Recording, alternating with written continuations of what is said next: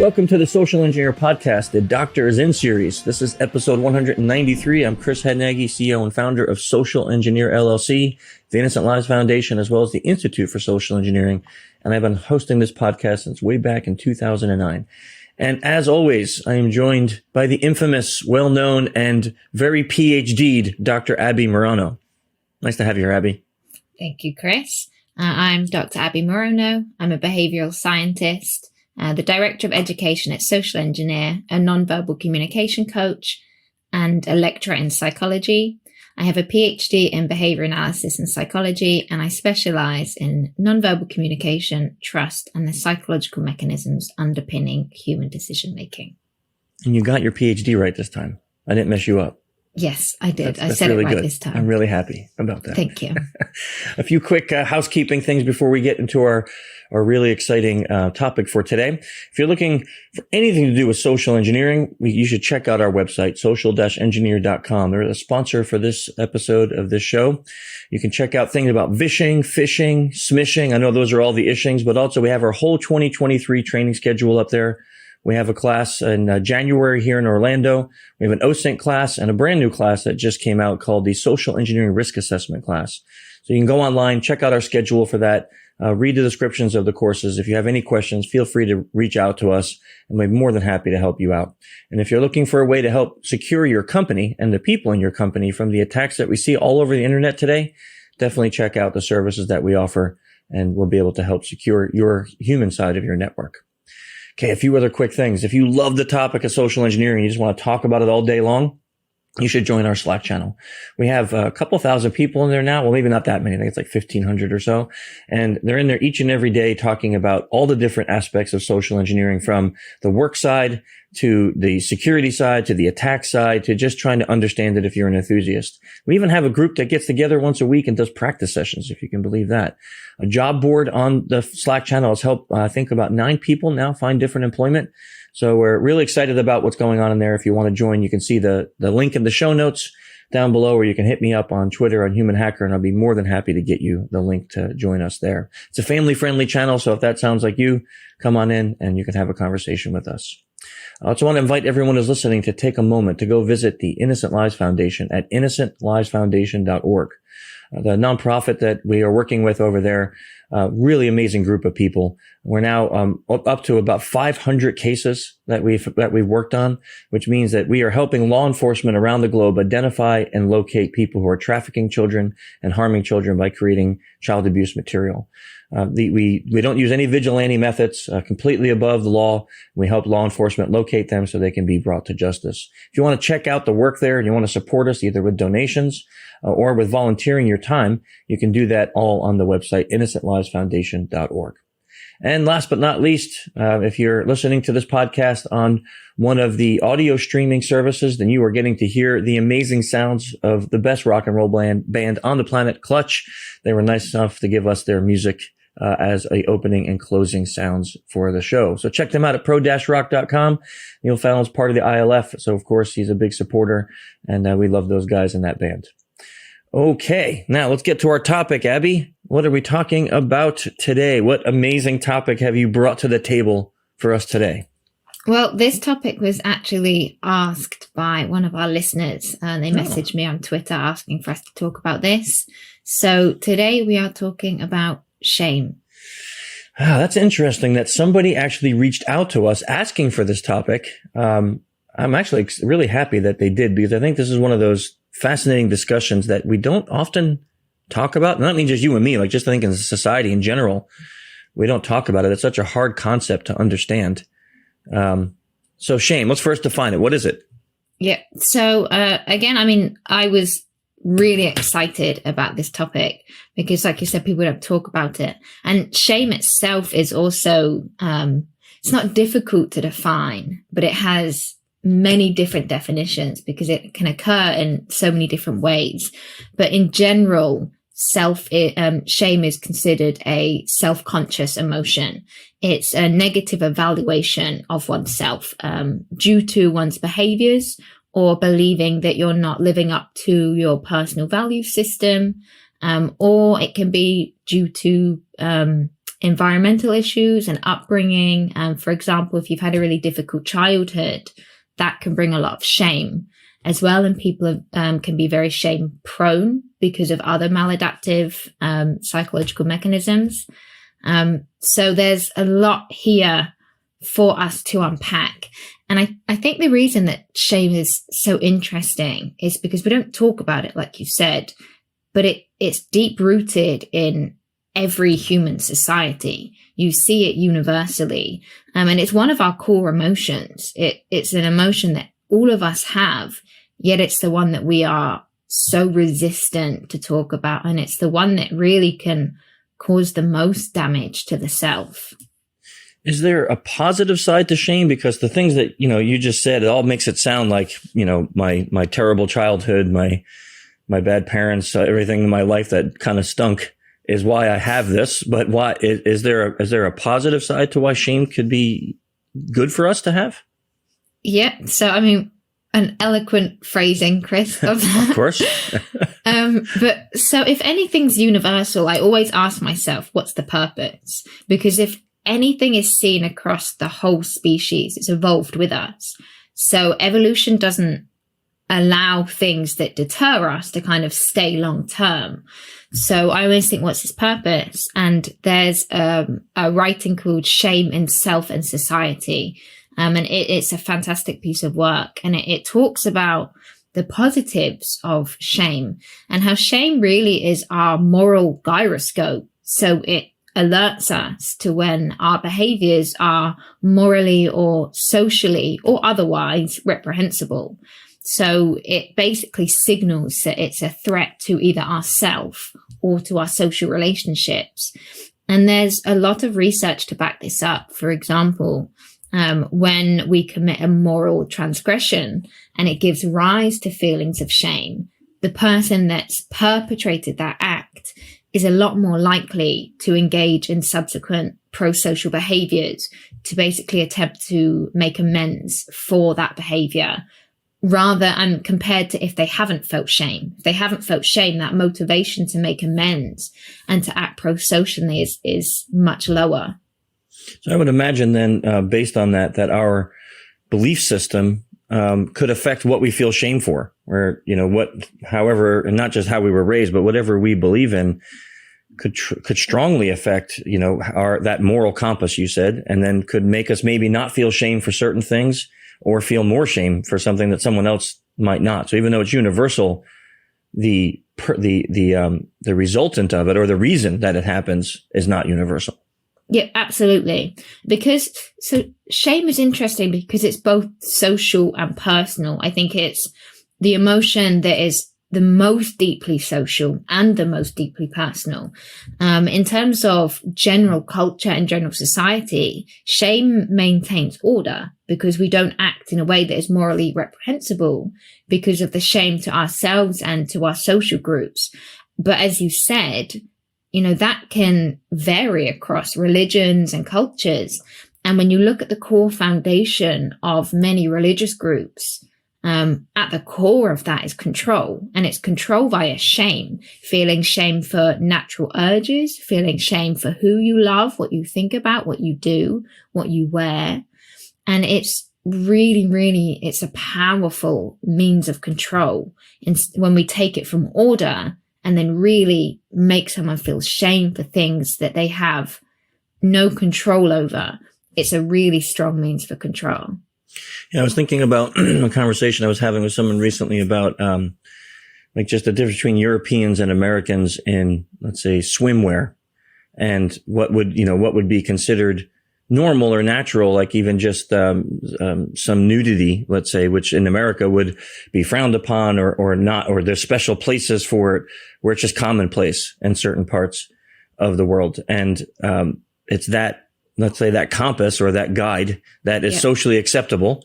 Say you go to France and it's socially acceptable there, so people don't feel shame by it. And here, yet there would be that feeling in this part of the world because it's not socially acceptable. Yeah, absolutely. And that's why shame is, like I said, both personal and social, because we make our belief systems and our sense of right and wrong very culturally based. So your belief systems are going to be more US focused and mine are going to be more UK focused. So we might differ on certain things. And then we compare that to non-Western cultures. Our belief systems are going to be very, very different. So the things that cause us shame are going to be very different. And when we talk about people that have no shame, it's never a positive. I think all we need to look at is when we say, do they have no shame, to recognize that shame does serve some kind of function. Because if we're talking about someone having no shame, we're talking about them doing something that is reprehensible and they don't feel guilt and they don't feel embarrassment. And we would feel those things. So even just through that, it kind of lets us know that there is obviously something positive about shame, or there's a reason that it works. And shame can motivate us to not be selfish, because when we act selfishly, although it's in our best interest, one of the emotions that arises is shame. And again, research has found when we act selfishly and we feel shame, it encourages later less selfish behaviors. Whereas when we don't feel shame for those selfish behaviors, we're more likely to repeat that behavior. Yeah, I find it interesting when I think about, growing up, let's say I'm going to go back 20, 30 years, you would never talk about seeing a therapist. Like if you saw a therapist, you were crazy. Like you went to a therapist, you were like, people would say, oh, he must be crazy. There was no good reason to ever see a therapist, right? And that societal belief system I would imagine, I didn't experience this, but I would imagine it made a lot of people really feel shame or embarrassed if they're like, I really need to see a therapist. I'm having these problems. Or a doctor would suggest therapy, but you would do it in darkness and hiding because you didn't want people to find out and think you were crazy. But now you jump forward to the, era of, the 2020s. And here we are, and like not having a therapist almost seems like, well, what's wrong with you? Why don't you have a therapist? Right. And that has changed. And I was talking to a local therapist here in Orlando when COVID happened. Depression rates went through the roof, and they couldn't, their schedules were so full. There was no time off for them. There was no downtime.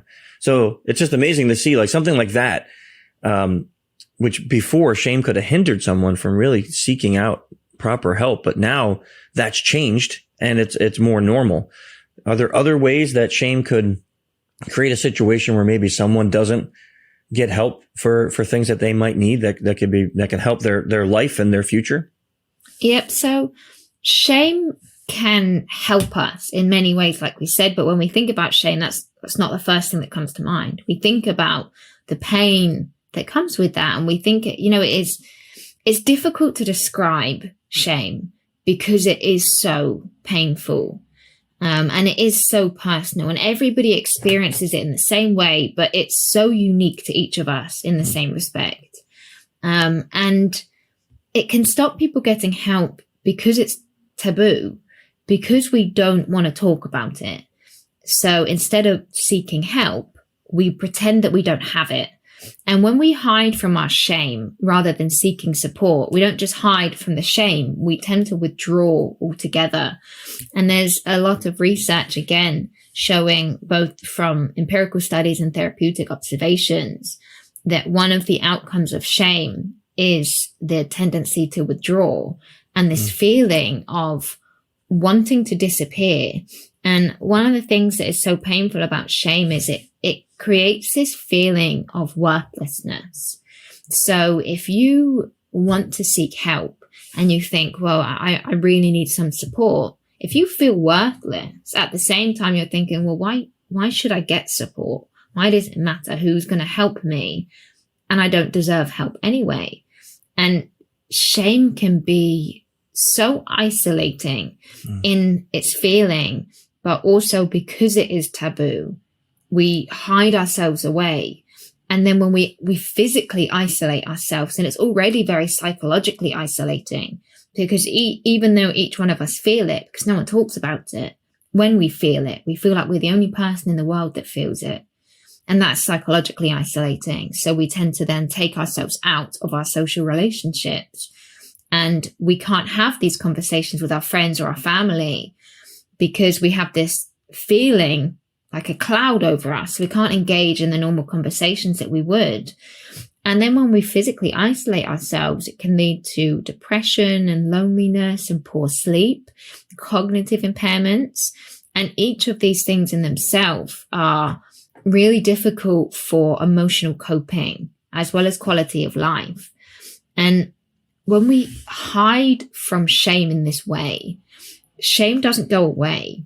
What it does, it just manifests. It manifests in the shape of denial, because we want to say, I don't have shame. And when shame becomes this deep-rooted and hidden, it doesn't stop affecting our behavior. All it does is stop us being aware that it affects our behavior. So we're acting unconsciously, and that's a really dangerous place to be. So when we deny it, we then act in problematic ways, because not only now are we escaping the thing that caused the pain and caused the shame, we're now escaping the feeling of shame itself as well, without consciously realizing that that's what we're doing. Yeah, I once heard an analogy. If you're ever in the kitchen or working on something in the house and you hit your finger with a hammer or you cut yourself, the first thing we do is I kind of grab it, try to cover it, protect it because it got hurt. But if you did that and you never ever released it, you couldn't heal. You would just be here forever, stuck. And it's kind of like what you were saying psychologically. If we do that when we feel that shame, which is like kind of cover our brains and isolate it to protect it. But then we never step out of that. There's never a healing time. There's no way to get past that and seek that healing. So I would imagine with that in mind is why it's so important to have the right group of friends, or even a friend, someone that you can go to during those times that will not judge you and purely understand and be like, hey, I'm feeling this right now, and maybe just be there to listen. Are there other advices that we can give for if someone is feeling that way, and the way that they can kind of break that cycle so they don't just stay isolated? I mean, there's some great coping methods. I just want to jump back to what you said before. You said about hiding with the Band-Aid, because there was something that I read that it just jumped out at me, at how protective human beings are. Like you said, we have this instant reaction. We hurt our finger, we grab it, and you don't even think about grabbing your finger. Your body just does it.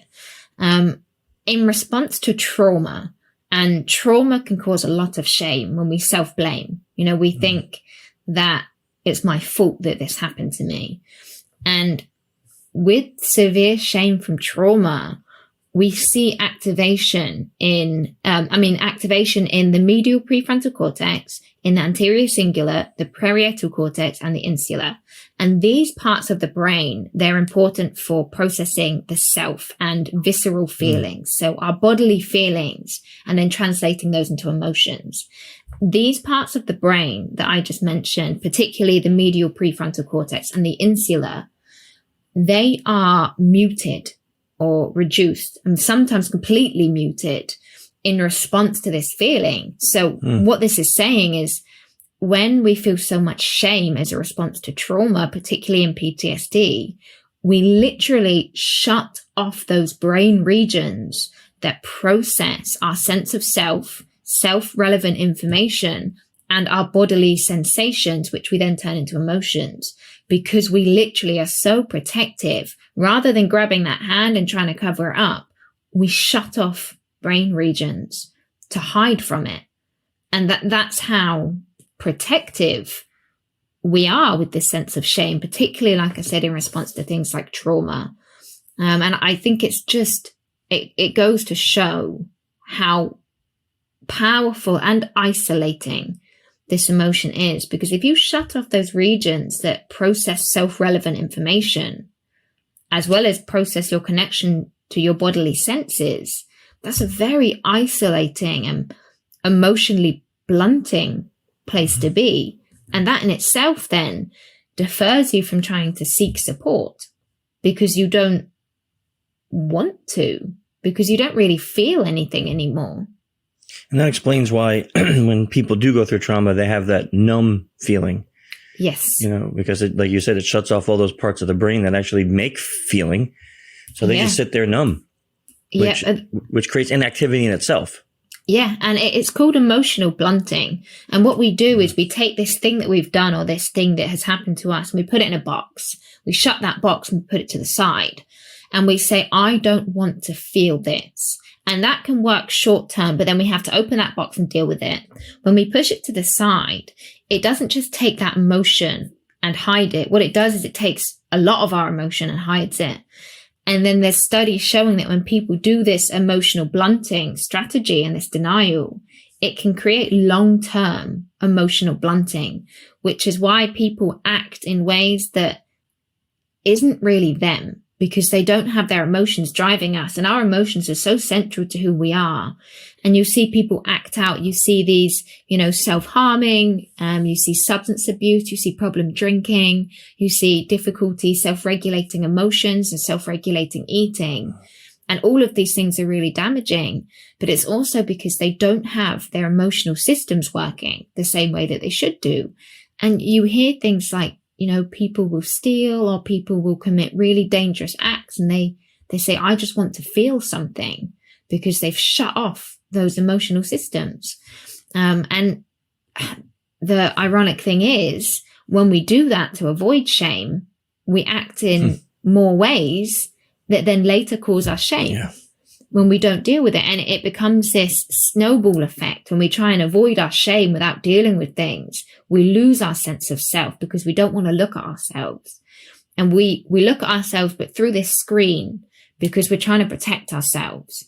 And when we do that, it's just that snowball, and we're not really acting in a way that is in our best interest and is conducive to our sense of self, because the ball's going to keep rolling until we open that box. And when we open that box, we're going to have to deal with that mess at the end of it. So the earlier we open that box, the less that we're going to have to pick up, but the harder it gets, because the more we do, the more shame we're then going to have to deal with at the end of it. And it can be so easy to avoid looking at it, because it seems like the comfortable thing to do, because looking at yourself when shame is that emotion that will come to you and you have to open that box of things you've been hiding is very, very difficult. And going to what you said about coping mechanisms, one thing that is very, very clear in the literature is people that have a lot of shame when they act in a way that isn't conducive of their sense of self. People that see that as a learning curve versus people that see it as a reflection of who they are, it's their cognitive appraisals. So when you look at a behavior and you say, I did a bad thing, very different than I am a bad person because I did this thing. And when you appraise it versus I did a bad thing and I feel guilt versus I am a bad person and I feel shame, we need to pull apart where guilt is appropriate and not shame, because they're very, very different. But when you don't have a strong sense of who you are, and it's like if I said to you, Chris, who are you? You would reach into your self-concept, not your achievements, not your career. Who are you? What is your sense of self? Knowing that protects you because it gives you a strong self-concept. If I don't know who I am, when I act in a way that is reprehensible, I can't look at my self-concept and say, well, they're not in line. I have a really strong sense of who I am. This doesn't match that. Therefore, I did a bad thing, but it's not reflective of me. And now I need to make amends. When you don't have that strong self-concept, the damage to your self-image can break down your identity. And it can make you feel worthless because you haven't got anything to fall back on and say, well, this doesn't represent what I stand for, because you don't know what you stand for. And that, again, can be a really isolating place. So do you think that makes the difference between why some people can seemingly cope with the feelings of shame and others don't? Is that those who can cope have a stronger understanding of themselves and self-identity, as opposed to those who don't, may not have that strong sense of self? Yep. So it's one of the reasons. So a strong self-concept is a really strong protective factor for shame, because like I said, you can look at yourself and say, oh, I did a bad thing. All human beings have done bad things. And when you have a strong sense of self and you look at your cognitive appraisals of, I did a bad thing, I'm not a bad person, you recognize, growth is through mistakes. If you don't make mistakes, you don't grow. No person is entirely good nor entirely bad. Good people do bad things. Bad people do good things. And when we are suffering through trauma, especially, our brain doesn't work like it normally does. Regions of our brain shut down. Others are overactive. Our emotional systems go AWOL. We struggle with our prefrontal cortex. And when our brain is having these crazy wiring patterns in a means to try and protect us, of course, we're not going to act in a way that is necessarily conducive to our sense of self. And we have to practice self-forgiveness and kind of recognize that I was going through a difficult period and I definitely wasn't myself. I know who I am now. I didn't know who I was then. So how I acted doesn't support who I am. So I now want to make amends for that and I want to move forward and learn from it.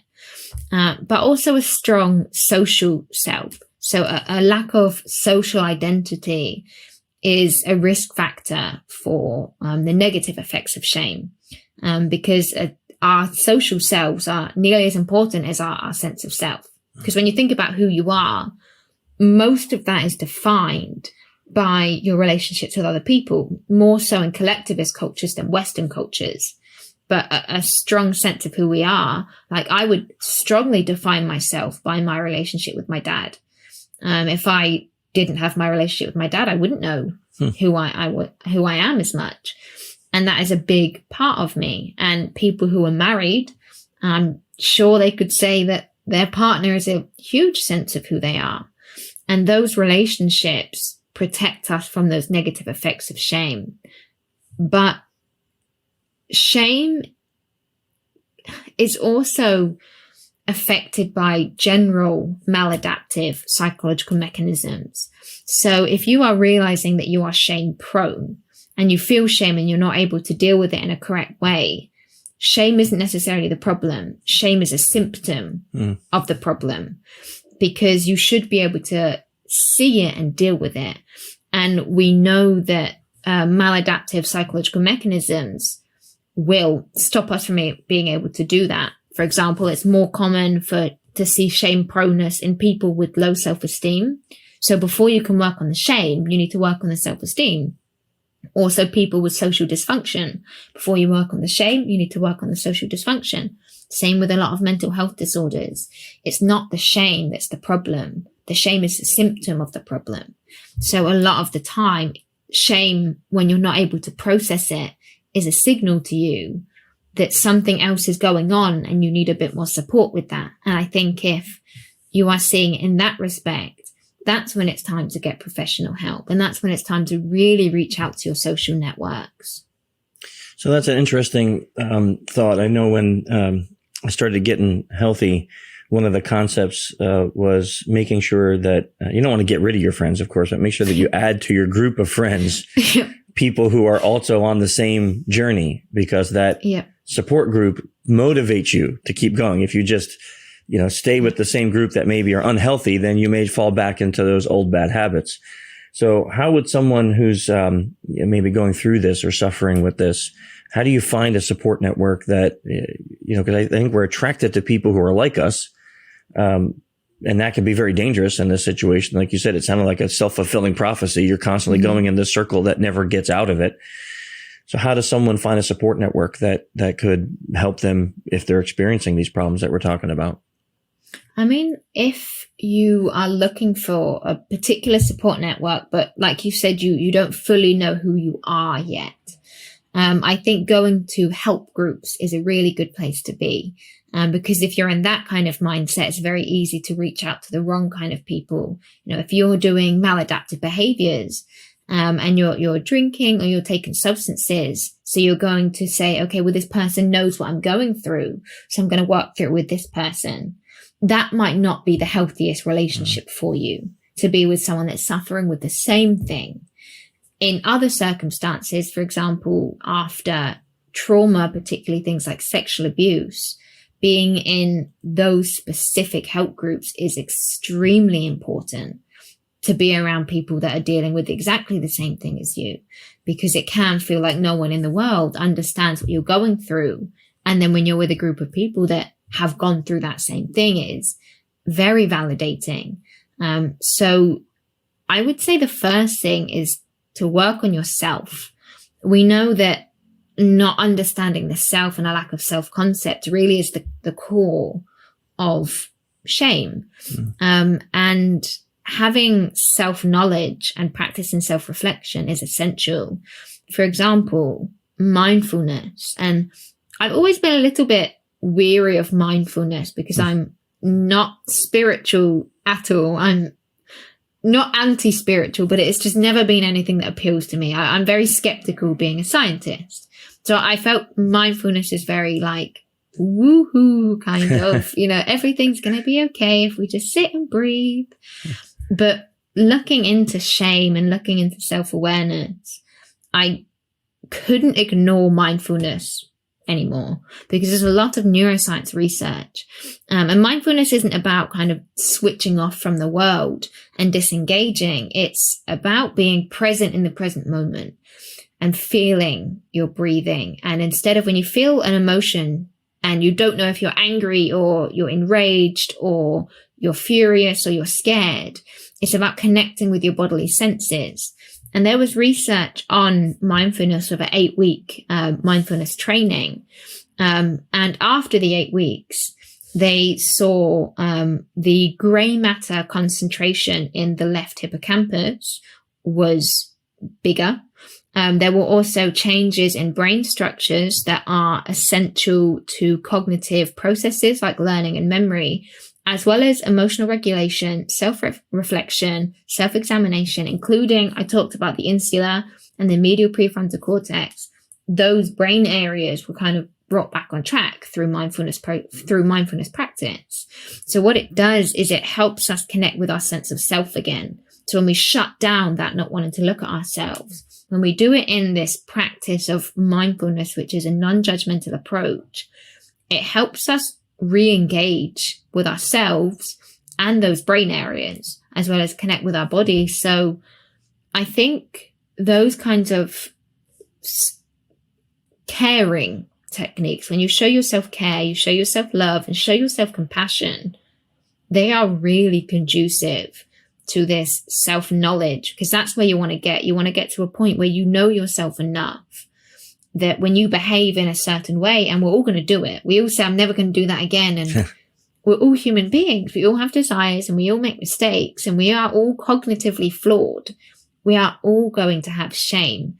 It's about knowing who you are now, that act doesn't define you and you can define you. And you know when you've behaved in a way that's a bad behavior, not a bad person.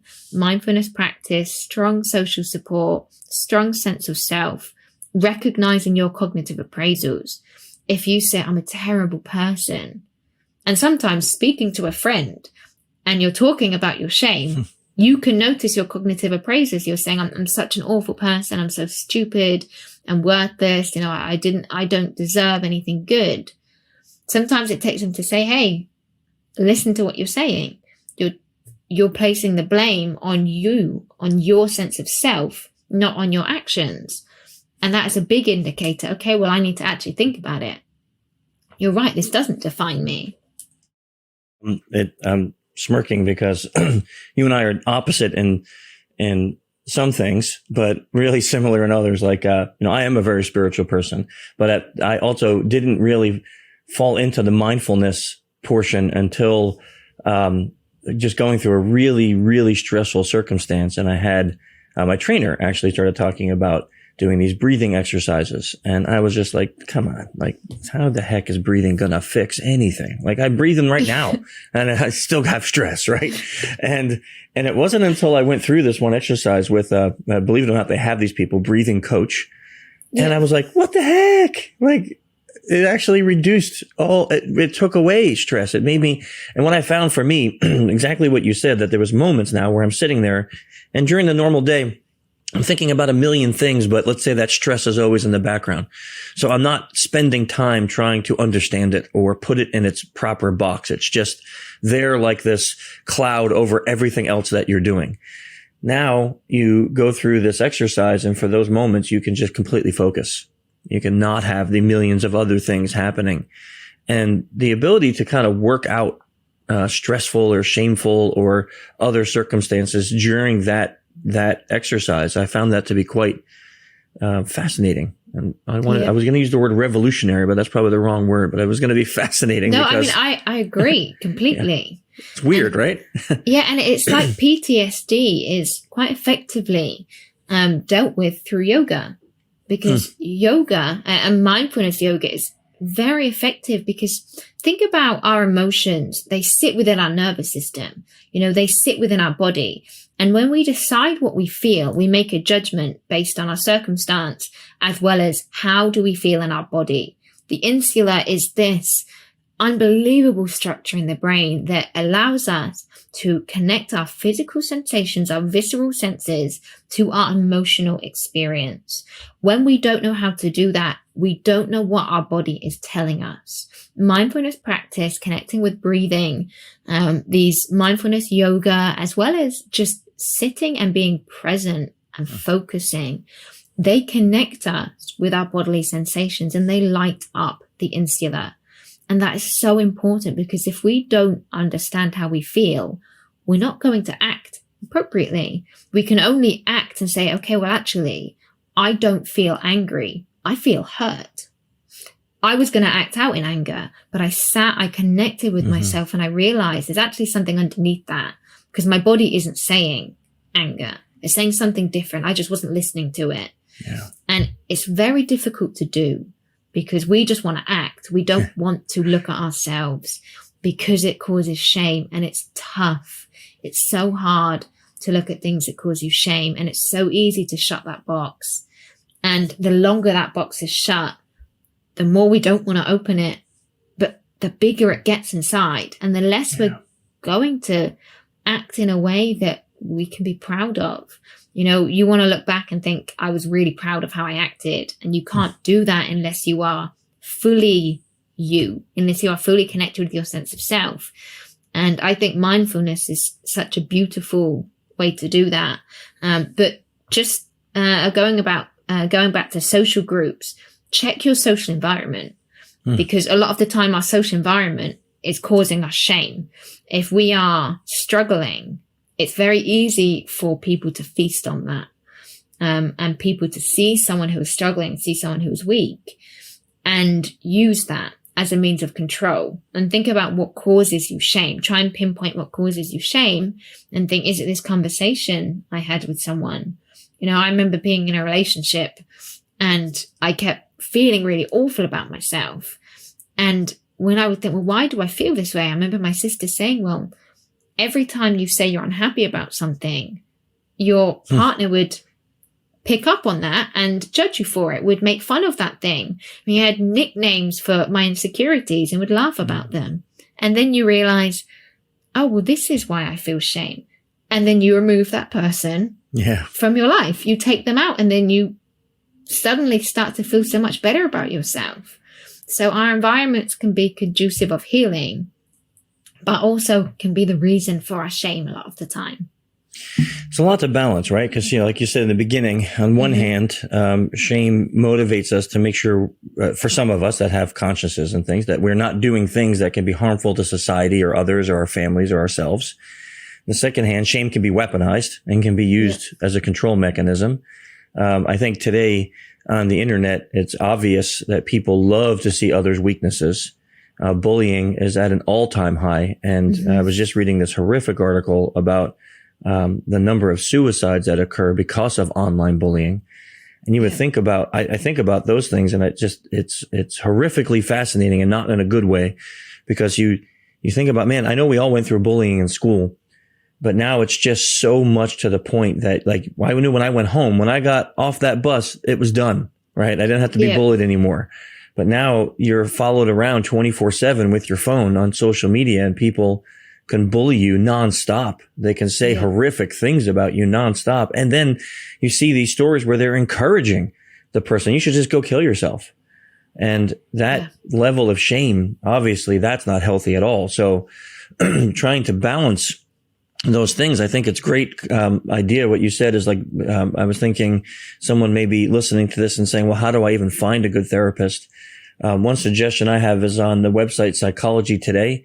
And it's not just for America. There's, I think, like 26 different countries there, if depending on where you live, that you can change the country and you can find a therapist in your country. And they list all different things, like what types of matters do they deal with? And you can check boxes. You know, you can see this is my stressors. This is what I'm feeling. And therapists that specialize in that. You know, there's places out there where people can find help, if they're looking for it to cope with these things. And then looking for some, breathing classes, which I know sounds so weird, but I'm part of this group now where they do, it's just a weird concept, but it works so well. It's unbelievable. And I have a buddy who went through the Wim Hof, method. He swears by it. And he's like, it's amazing. You wake up in the morning and you do this exercise and it's like, he feels more clear. And he goes, I don't know if it's fake, if it's pseudo or whatever. He goes, but I'm doing it because it works. And I don't care. And he's like, it's amazing how well it works. So there's some good tips, at least for people who may be struggling on the wrong side of this battle. And things like sports classes, because sports, particularly yoga, are so good for healing. And sports can be used as a coping mechanism to avoid dealing with it. So don't do that. Do it in the other way. But yoga classes, because you get the social support too. And if you have a hobby, rather than just learning at home, learning a class, because be around people that do things that you like. And there's also like websites where it's not a dating site, but it's like a friend finding site, because it's really difficult for a lot of people that work, particularly work virtually, to meet friends. There's no shame in looking for friends online. You know, whether it's via a friend or a friend meeting app or friend meeting class or a dating site or sports class, however works for you, putting yourself in a social class is a great coping mechanism, as long as at the same time you are dealing in yourself, because nothing is going to change unless you change.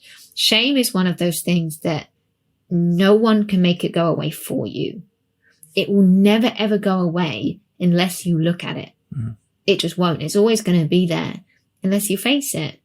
It's so hard to do so. So if you need a good support network so you are able to do that, then that's what you should do. And like Chris said, you know, there's no shame in shame. You know, don't be ashamed of shame. Embrace it. Embrace the fact that we are flawed, and embrace the fact that feeling shame means you're not a psychopath and you're not a sociopath. You care. You care what other people think about you, and you want to be better.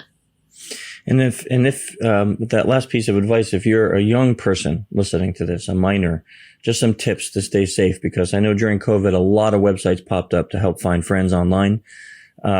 If someone online starts asking you for information or pictures or things that just seem inappropriate, even though they may say they're the same age as you and they may be struggling with the same struggles you have, don't feel pressure to send things to people that you don't know well online ever. And if you do, I know that people who exploit children use shame. They use shame to do that. So they'll get you to send something, and then they'll tell you that they're going to humiliate you if you don't comply with more requests. So many of the young people that we've worked with at ILF, that we've helped through things like that, are because they were able to put that shame aside, that potential embarrassment, and seek help and go to their parents, and their parents would come to us, and then we'd be able to find the people that were doing that to them. That could be a very difficult thing, but I think it's a really important topic on this, is that child exploitation, child exploiters use shame to get compliance out of their victims. So if you are dealing with that, talk to somebody, talk to your parents, talk to a trusted adult, go to InnocentLivesFoundation.org, report it to NCMEC, the police, whatever you need to do. And yeah, it may be embarrassing at first, but the resultant of not fixing that could be that someone will exploit you over and over and over again. So I'm a big proponent of using these online sites and seeking out help. I know there's a lot of really great ones out there. Just during COVID, there was a wonderful group of teachers that got together that realized that homeschool was not conducive for a lot of young people. So they put together homework work sites where someone who's like, let's say in Algebra 2 that was struggling can come in, and there'd be a teacher in this chat room and a bunch of other kids, and they kind of helped each other. So what a wonder, and it was free. It was a free site. They put it together. What a wonderful thing for teachers to do, to be able to do that. Of course, you still got to be careful on those sites because, there'll be people who have no shame that will be on there trying to exploit other people. But I'm all big for those sites because I think that's a really great way to kind of get out there and meet new people and meet people from different cultures and different parts of the country or the world and learn about their cultures. That's always fascinating to me. When I was a kid, we only could do that through pen pals. I remember having a pen pal, and you'd write a letter and you'd wait a month and maybe they would write one back, I think I had a pen pal. Did you really? I was really young, yeah. Wow. Social media's not actually been around for that long. Yeah. I do remember going on holiday and having a pen pal when I was really young.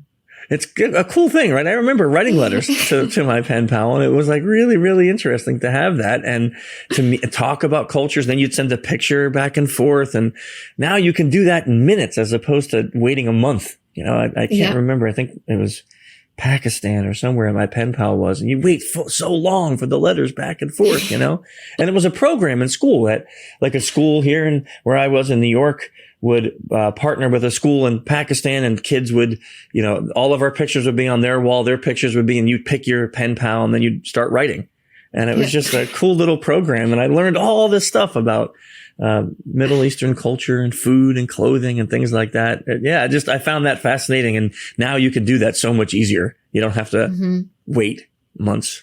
So some great suggestions, Abbie, and hopefully it will help people. I think probably, especially now with everything that's going on in the world, this is a more common problem that's turning into a bigger problem than before. So hopefully this will be good information for those listening.